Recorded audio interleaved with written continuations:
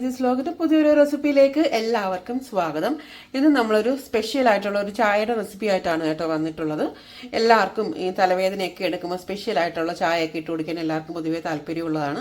അതേപോലെ നല്ലൊരു ചായ ആയിട്ടാണ് നമ്മൾ ഇന്ന് വന്നിട്ടുള്ളത്. അതുപോലെ തലവേദനയ്ക്കും അതുപോലെ നമുക്ക് ഗ്യാസ് ട്രബിളും ഒക്കെ മാറുന്നതിനൊക്കെ വേണ്ടിയിട്ടുള്ള നല്ലൊരു ചായയാണ്. അപ്പോൾ എല്ലാവരും ഈ ഒരു രീതിയിൽ ചായയൊക്കെ ട്രൈ ചെയ്ത് നോക്കുക. അപ്പം നമുക്ക് റെസിപ്പിയിലേക്ക് പോകാം. അപ്പോൾ നമുക്ക് ആദ്യം ചായ ഇടാനുള്ള ചായപാത്രം വേണം. അപ്പം ഞാൻ ചായപാത്രം എടുത്തിട്ടുണ്ട്. അപ്പോൾ ഇനിയിപ്പോൾ നമുക്ക് മെയിനായിട്ടുള്ളൊരു ഐറ്റം ഉണ്ട് ചായ ഉണ്ടാക്കുന്നത്, അത് നമുക്ക് എടുത്തിട്ട് വരാം. അപ്പോൾ ആ ഒരു ഐറ്റം എടുക്കാൻ വേണ്ടിയിട്ട് ഞാൻ എൻ്റെ കൊച്ചു ഗാർഡനിലോട്ട് ഇറങ്ങുവാണ് കേട്ടോ. വേറെ ഒന്നുമല്ല, ഇതേ ഞവരയിലയാണ്. ഞങ്ങൾ ഞവരയിലെന്നും പനിക്കൂർക്കയിലെന്നും ഒക്കെ പറയും. പൊതുവേ എനിക്ക് തോന്നുന്നു എല്ലാവരും പനിക്കൂർക്കയെന്നാണ് തോന്നുന്നു പറയുന്നത്. അപ്പോൾ ഇതേ നമുക്ക് പനിക്കൂർക്കയുടെ ഒരു 2 എണ്ണം ഇല നമുക്ക് പിച്ചി എടുത്തിട്ടുണ്ട്. അപ്പോൾ നമുക്ക് നന്നായിട്ട് വെള്ളം ഒഴിച്ച് ഒന്ന് കഴുകിയെടുക്കാം. നമുക്ക് ഞവരയില ഉണ്ടല്ലോ, നന്നായിട്ട് 2-3 ആയിട്ടിങ്ങനെ കീറി നമുക്കിതിലേക്കൊന്ന് ഇട്ട് കൊടുക്കാം. നമുക്ക് 2 ഗ്രാമ്പു ഉണ്ടല്ലോ, ഗ്രാമ്പു നമുക്കിതിലേക്ക് ആഡ് ചെയ്യാം. ഇനി നമുക്ക് 2-3 ഏലക്ക ഉണ്ടല്ലോ, അത് ചതച്ചത് ഇതിലേക്ക് ഇട്ട് കൊടുക്കാം. ഇനി ഇതിലേക്ക് നമുക്ക് ഒരു നുള്ള് ഇഞ്ചിപ്പൊടി, ജിഞ്ചർ പൊടിയാണേ, ഇതിലേക്ക് ഇട്ട് കൊടുക്കാം. ഇനിയിപ്പോൾ ഞാനിതിലേക്ക് 1 കപ്പ് വെള്ളമാണ് കേട്ടോ ആഡ് ചെയ്ത് കൊടുക്കുന്നത്. ഞാൻ ഈ ഒരു കപ്പിൽ 2 കപ്പ് ചായക്കാണ് വെക്കുന്നത്. അപ്പോൾ അതിന് വേണ്ടിയിട്ട് ഞാനിപ്പോൾ 1 കപ്പ് വെള്ളമാണ് എടുത്തിട്ടുള്ളത്. അപ്പോൾ അതേ ഞാൻ ഗ്യാസിൽ വെച്ച് കൊടുത്തിട്ടുണ്ട്. അപ്പോൾ ചെറിയ രീതിയിൽ ഇതൊന്നും തിളച്ച് വരണം. അതിനുശേഷം മാത്രമേ നമ്മൾ തേയില ഇടത്തുള്ളൂ. അപ്പം ചെറുതായിട്ട് ഇതൊന്ന് തിളച്ച് വരട്ടെ.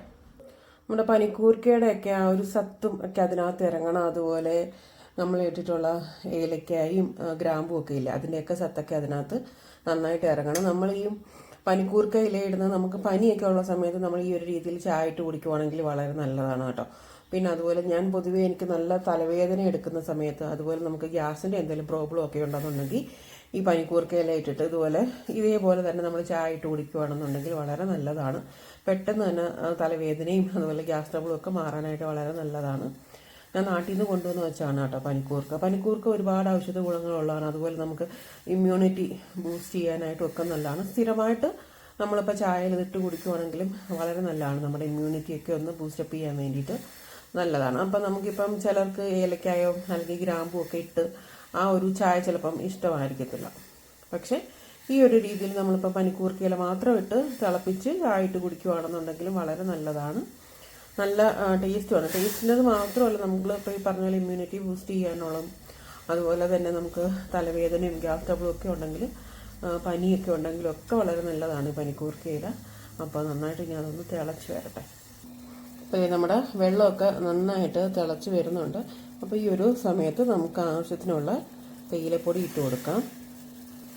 കുറച്ച് കടുപ്പം വേണ്ടത് കൊണ്ട് തന്നെ ഞാൻ ലേശം തേയിലപ്പൊടിയും കൂടെ ആഡ് ചെയ്യുന്നുണ്ട്. നിങ്ങളുടെ ആവശ്യത്തിനനുസരിച്ചുള്ള തേയിലപ്പൊടി ഇട്ട് കൊടുത്താൽ മതി.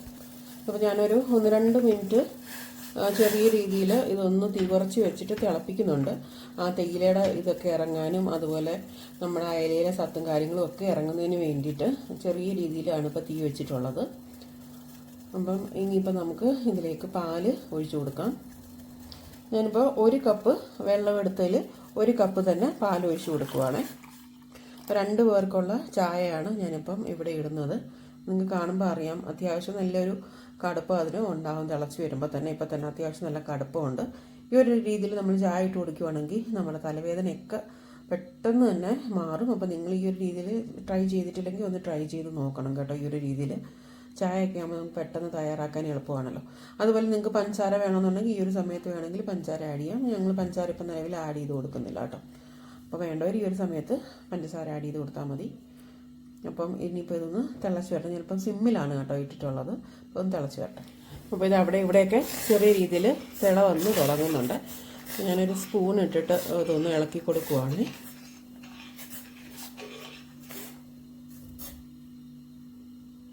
ഇത് നമ്മുടെ ചായയൊക്കെ നന്നായിട്ട് തിളച്ച് വരുന്നുണ്ട്. അപ്പോൾ ഈ ഒരു സമയത്ത് ഞാൻ ഗ്യാസ് സ്വിച്ച് ഓഫ് ചെയ്ത് കൊടുക്കുവാണ്. ഇത് ഞാൻ നല്ല അരിച്ചെടുത്തിട്ട് വന്നിട്ടുണ്ട്. അപ്പം നമ്മുടെ ഈ ചായയുടെ ഒരു ടേസ്റ്റ് എന്ന് പറയുന്നത്, നമ്മൾ എത്രമാത്രം പൊക്കി അടിക്കുന്നു അത്രയും നല്ലൊരു ടേസ്റ്റ് ആയിരിക്കും നമ്മുടെ ചായക്ക്. നമുക്ക് നന്നായിട്ട് ഇതേപോലെ പൊക്കിയൊക്കെ ഒന്ന് അടിക്കാം. നമ്മൾ സാധാരണ ചായക്കടകളിലൊക്കെ നന്നായിട്ട് ചായ പൊക്കി അടിക്കാറുണ്ടല്ലോ, അതുപോലെ നമുക്ക് ചായ ഇതുപോലെ ഒരു 3-4 പ്രാവശ്യം ഒന്ന് പൊക്കിയൊക്കെ അടിച്ചെടുത്തിട്ട് വരാം. അപ്പോൾ അതേ നമ്മുടെ ചായ റെഡി ആയിട്ടുണ്ട്. അപ്പോൾ നമുക്ക് കപ്പിലേക്ക് മാറ്റാം. അപ്പോൾ അത് ഞാൻ 2 കപ്പാണ് കേട്ടോ ഇവിടെ ചെയ്തിട്ടുള്ളത്. നല്ല ചായയാണ്, എല്ലാവരും ചെയ്ത് നോക്കുക. പെട്ടെന്ന് തന്നെ നമ്മുടെ തലവേദനയൊക്കെ മാറി കിട്ടാൻ വേണ്ടിയിട്ട് ഉള്ള നല്ലൊരു ചായയാണ്. അപ്പോൾ എല്ലാവരും ഇതുപോലെ ചായയൊക്കെ ഒന്ന് ട്രൈ ചെയ്ത് നോക്കുക. അതേപോലെ നമ്മുടെ ചാനൽ ആദ്യമായിട്ടാണ് കാണുന്നതെന്നുണ്ടെങ്കിൽ എല്ലാവരും നമ്മുടെ ചാനലൊക്കെ ഒന്ന് സബ്സ്ക്രൈബ് ചെയ്ത് സപ്പോർട്ട് ചെയ്യാനായിട്ട് മറന്നു പോകരുത്. ഇതുപോലെ ഒരുപാട് നല്ല നല്ല റെസിപ്പീസ് ഞാൻ ചെയ്തിട്ടുണ്ട് നമ്മുടെ ചാനലിൽ. കാണാത്തവരുണ്ടെങ്കിൽ ഒന്ന് കയറി കണ്ടു നോക്കുക. അതുപോലെ നമ്മുടെ ചാനൽ ആദ്യമായിട്ടാണ് കാണുന്നതെന്നുണ്ടെങ്കിൽ നമ്മുടെ ചാനൽ എല്ലാവരും ഒന്ന് സബ്സ്ക്രൈബ് ചെയ്ത് സപ്പോർട്ട് ചെയ്യാനായിട്ട് മറന്നു പോകരുത്. അപ്പോൾ ഇനിയും നല്ല നല്ല റെസിപ്പീസുമായിട്ട് ഞാൻ നിങ്ങളുടെ മുന്നിൽ വരുന്നതായിരിക്കും. അതുവരെ സുഖമായിട്ടിരിക്കുക, സന്തോഷമായിട്ടിരിക്കുക. പുതിയൊരു റെസിപ്പി ആയിട്ട് കാണുന്നവരെ എല്ലാവർക്കും താങ്ക് യു ഫോർ വാച്ചിങ്.